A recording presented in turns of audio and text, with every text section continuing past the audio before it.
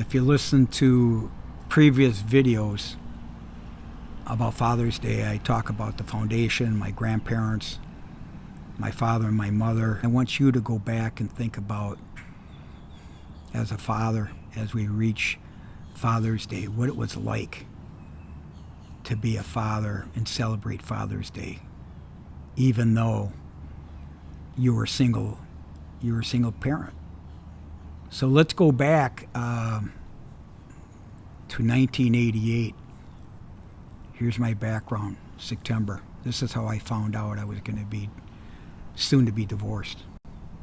33 years old, married for 11, 12 years, 3 children, running a business of tremendous growth, about 150 employees, family business, but I was running the business as the president. Had a great team, and I was flying high. I was actually coming back from Harvard Business School. The program was called OPM, Owner President Management Program. The first session was 4 to 6 weeks. I forgot what it was, but it was all case study, and I was flying high, man. And for me to come back to my home in St. Paul, Minnesota, I really missed my kids. I missed their summer, basically. It was in August till September. Of course, you miss your family life and your wife that you would think loved you and respected you and understood that you're out there trying to do the best you can. My kids were under 12 at the time. 2 boys and a girl. My wife at the time picked me up at the airport. Well, here she's almost 2 hours late. 2 hours late, man. The kids were at the grandma's house. Her mother's house. I think we got a bottle of wine, and I was really excited to tell her how great it was and how fantastic it was. I thought the kids were gone because, hey, we're going to have a great romantic evening. There was no romance, but something was going on because I saw it in her eyes. Something wasn't right. But I just thought, well, you're gone for 4 to 6 weeks. And the next day, we picked up the kids and we went to church, Catholic church, saw the kids. So when peace came along, the sign of peace, my wife, who didn't see me for weeks, didn't give me the peace sign. Us Italians, we kiss. We shake hands, hug, kiss on the cheek. And one of my children was in between, so it was no big deal. Just reach over, you kiss, and that's it. She didn't kiss me. So when we came home, the kids were happy to see me, change our clothes into sporting wear. They got their bikes and so on. Well, I went into the master bedroom and she was brushing her hair. And I looked at her in the mirror when I said, "Are you going to come with us?" And her eyes were extremely red. They were bloodshot. I could see emotion was covering her eyes. And I thought, what's wrong? She says to me through the mirror, the reflection, "I want out. I want out." Wow. I went to the kitchen phone. The phone was on the kitchen wall. I called her mother. And the first thing I thought is, uh-oh, she's going nuts. Called the mother. She answered. I says, "I'm back. I'd like to see you." I go there, and she had about 20 stairs to her townhome. So I didn't go with the kids on the bike or anything. I just raced over to see the grandma alone. I went up the stairs. She let me in. I went up the stairs. I'm in my 30s. She's probably in her 60s, maybe 70, divorced twice.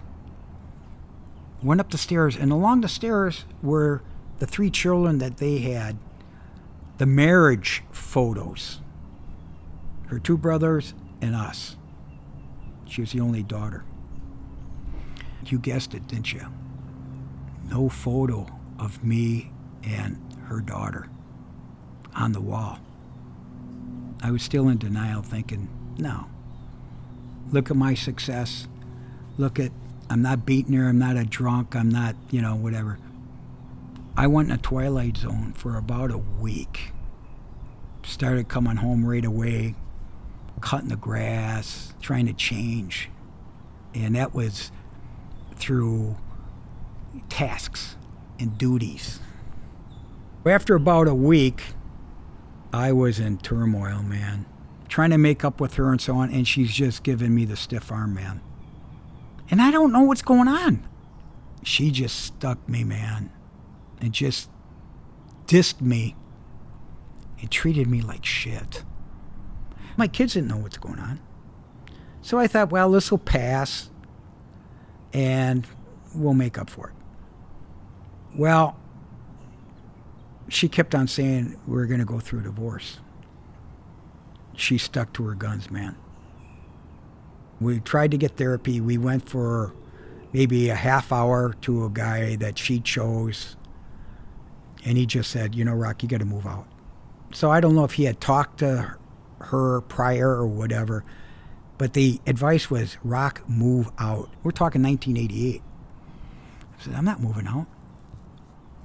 We're going to work this out.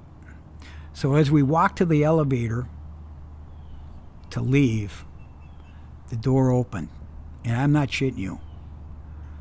The priest was on the elevator that married us. I thought it was a sign. So as we got in, he left. We get on the elevator. She says, we're not talking to him. We're not talking to that priest. I still didn't believe it, that she was ready to leave, because neither one of us filed. In the meantime, I said, if this is what you want, we got to notify the kids. And I'm going to be honest with you, I never thought she would agree to that. We went downstairs. I still remember the furniture. I still remember the 3 kids. They were in their pajamas. And you're talking about, she would put him to bed, but like between 7 and 8. Always take showers or baths and stuff like that. She told the kids, man, we're going to divorce. That was the biggest shock for me. I couldn't believe that she would tell our kids that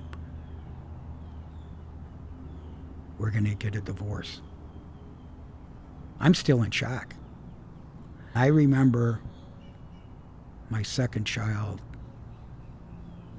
crying. The older one, nothing. And my 5-year-old at the time, no reaction. But my middle son, oh, he was fucking crushed. I couldn't believe it. I couldn't believe it. The feelings of what I went through. If you're male or female, everyone's got the story of how it happened. How it happened. The day they asked for a divorce, or you received service, or you received something. But the biggest issue was when she announced it to my own kids. I was crushed. I was crushed. Because I didn't think she was going to go through it. I still remember. I still remember my gut. I still remember my feelings. I remember my children. I remember the furniture. I remember the moment. And you know what? It happened. It happened. I'm just acknowledging it. Everyone else is going to have a different story. I just want to let you know, go back and see how far you've come. See how far you've come. It's really hard because it's Father's Day coming up here. And I'm going way back 40 years, what it was like to be a father. It's a big, big celebration. Father's Day of respect and honor and gratitude. I did not see this coming. I never thought I'd divorce. I'd probably still be married today. I got a better deal for you, Rocco. You're going to be a great father. Not a good father, a great father. And that's how I feel. So I'll talk to you soon, man. Talk to you very soon.